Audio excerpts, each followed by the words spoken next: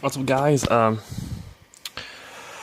Welcome to another video today, and it's kind of weird how I've not been making videos for a few days because I've been busy trying to do something different. Instead of making music videos,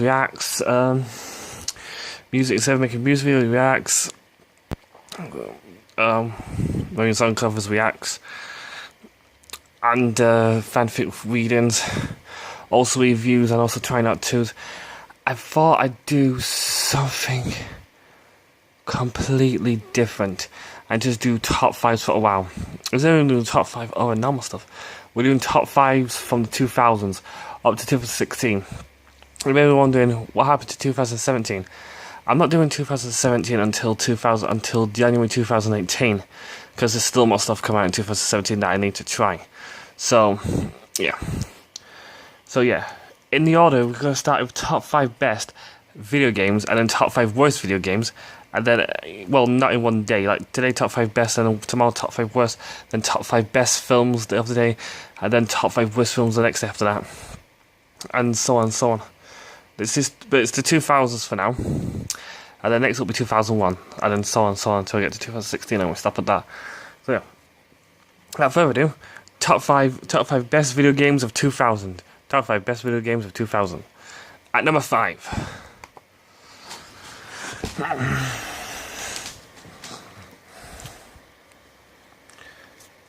At number 5, Donald Duck Going Crackers. At number 5, Donald Duck Going Crackers.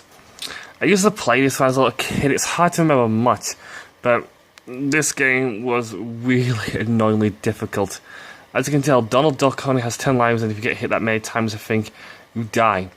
But I think you can play on the PS3 from the store. Not much to remember, but it's a real good game for nostalgia that I used to remember, and it was on the PlayStation 1. Really decent good game, and not a bad Disney game for what it is. Since not a lot of people appreciate Donald Duck, it's still a good game for its worth. So at number 5, Donald Duck Going Crackers. At number 5, Donald Duck Going Crackers. At number 4.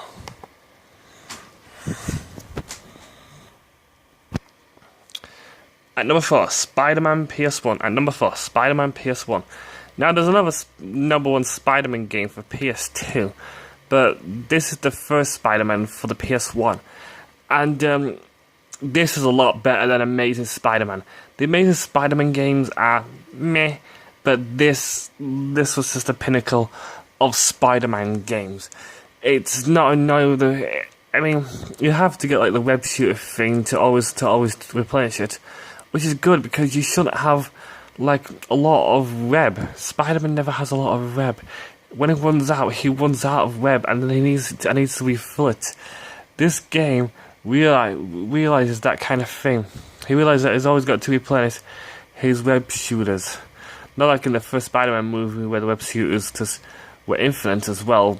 Except for the Spider-Man movie's PS2 game, which it wasn't though. That made it kind of weird in a sense, but this was the first actual greatest Spider-Man game. Other Spider-Man games are meh, but this is the best one out of them all. So at number 4, Spider-Man on PS1. At number 4, Spider-Man on PS1. At number 3.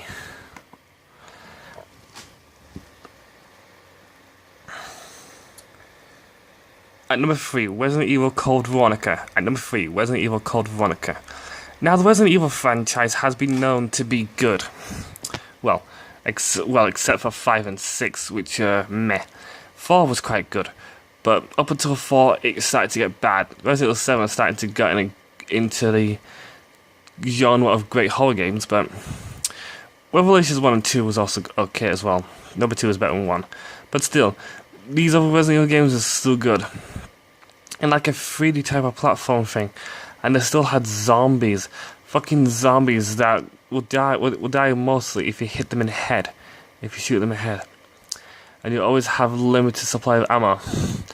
And you have to go a lot around areas like backtracking this, backtracking that, backtracking this. If you're not careful, zombies will reappear there. It was fucking brutal.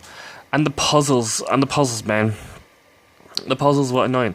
I mean, back then, you had no internet to search up the puzzles. So this time, the puzzles make it a lot more easier to search up. So in a sense, you could easier more complete it than it was harder when it first came out. When I played this game as a kid, I got scared as fuck. Now, I can play it on the PS3. I played it on the PS3 actually. It was not scary, but it was still really good though, for what it's worth.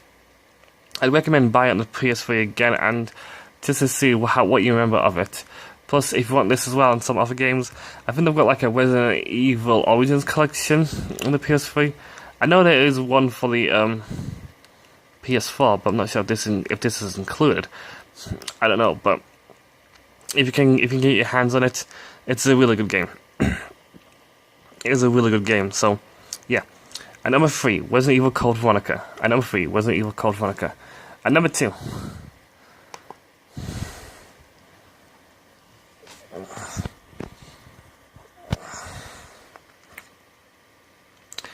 Dino Crisis 2. And number 2, Dino Crisis 2. Now, the first Dino Crisis game was really good. I actually enjoyed the first Dino Crisis game. And this one just blew my mind out of the water. Because instead of just playing as one character, instead of playing as one main character, which is the female, I think this one you get a choice between 2 or 3 main characters. And just like the first one, you get to kill dinosaurs. Now, that is fucking amazing. It's like a Jurassic Park dinosaur killing game. What more could you want in a video game? Just look at this. Just look at this picture. I mean, I think that looks like a T-Rex or something, and it looks like you have to kill this. And it looks like you have to kill this T-Rex before the time limit runs out, or I think you have to escape it before the time limit runs out. It looks so cool, though. It looks like a really cool. It's a really good game, though, for what it is worth. And I think you can also download this game again. So I'd recommend people, if you enjoyed the first Dino Crisis game, which I did, I'd recommend getting this one. Plus, the first Dino Crisis game when I played it scared the living fuck out of me. I was in one section. I was walking through a hallway though. until a Velociraptor jumped out of nowhere. And I was like, fuck. I started doing it, but I kept dying all the time until I realised I'm supposed to run away from that. I mean, you can kill a Velociraptor later on when you get better weapons, but a lot of times it's implemented. Don't always fight the dinosaurs. Just run past them. Like, it's like this was made by Capcom, so it's like Resident Evil. So if you see a dinosaur and you don't want to waste your bullets, just run past them. They're not gonna mind. Just keep running, and don't get killed. Basically, if you want to save your bullets for like bosses or like dangerous crowded areas, then that's fine. Plus, it's got some very high puzzles that you got to keep going back and forth a lot of. But either way, it's a fucking good game because dinosaurs are cool. So yeah. And number 2, Dino Crisis 2. And number 2, Dino Crisis 2. And my number one top best video game of 2000 is Spyro Year of the Dragon. Spyro Year of the Dragon. That's number 1. Now, I'm a big Spyro fan, and I love the Spyro games with all my heart. Except for Skylanders Infinity, because is it Skylanders? Oh, is it Skylanders? Whatever, Skylanders is fucking shit. But before they butchered it with Skylanders, Spyro the Dragon was my first ever Spyro game. I think it was the first ever Spyro game that came out, but it was my first one that I played as a fucking kid. It was difficult to say the least, but it was enjoyment. It was beautiful. The graphics back then when I played it, like, now it looks meh compared to the newer graphics, but back then it was very good. It was very good for what it was worth, and the health system and the boss battles was really good and complex as well. Really good and complex. And also the fighting style where he goes like a ram charge and spits fire. It's a really good game for what it's worth. And I think again you can download this game again for PS3. I know it's a PS1 game when it came out, But if you can get your hands on it, I would recommend buying this game. Even if you got PS1, this game was fucking awesome. Spyro of the Dragon was a really good game. I had really a good story, and that Dragonfly.